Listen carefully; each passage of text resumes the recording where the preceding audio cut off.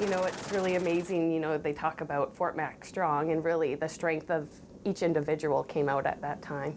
The time in question was the day of the evacuation from the wildfires.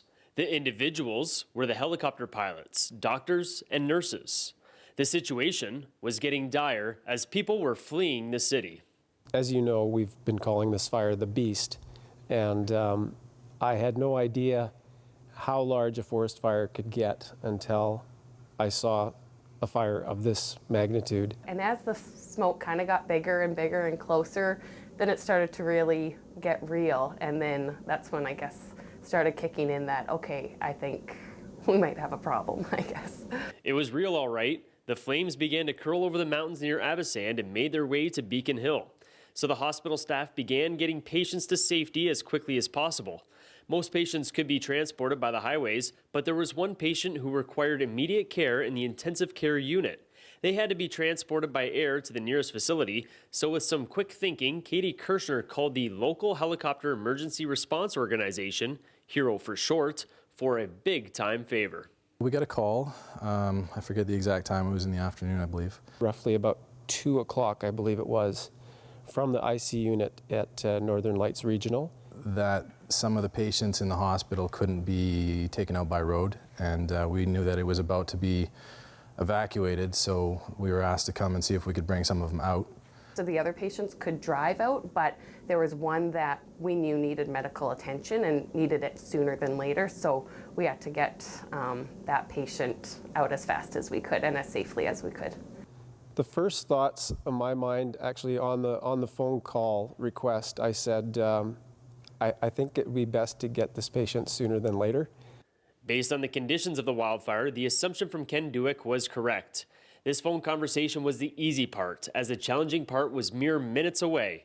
First, they had to navigate the blackened skies from Phoenix Heliflight to the hospital, and then they had to find a landing spot, because the Northern Lights Regional Health Center does not have a landing pad. First of all, we had to deal with all the smoke and fire, so we had to kind of fly fairly low to get under everything. And we were just picking our way through as we went down the Clearwater Valley towards waterways and then eventually towards the hospital. We landed in the field adjacent to it. And it was really surreal to just see this huge machine landing in a field where it should not be. And we couldn't get the patient through the gate that had access to the field. So that was frustrating. So then one of the helicopter pilots realized, hey, I think we have enough room in the parking lot to actually land. We had to reposition the aircraft over into the parking lot, you know, not an ideal setting to land the helicopter. So we had to clear out some cars in the parking lot to make enough space to bring the aircraft in so that the patient could be wheeled directly into the aircraft and then flown from there. With no landing pad, if it wasn't for the quick thinking of the pilots, who knows what could have happened to the intensive care patient. The actions taken by not only the pilots, but the doctors and nurses helped save a life that day. They don't want to be referred as heroes, though, as they are just part of a program that is designed for this type of situation.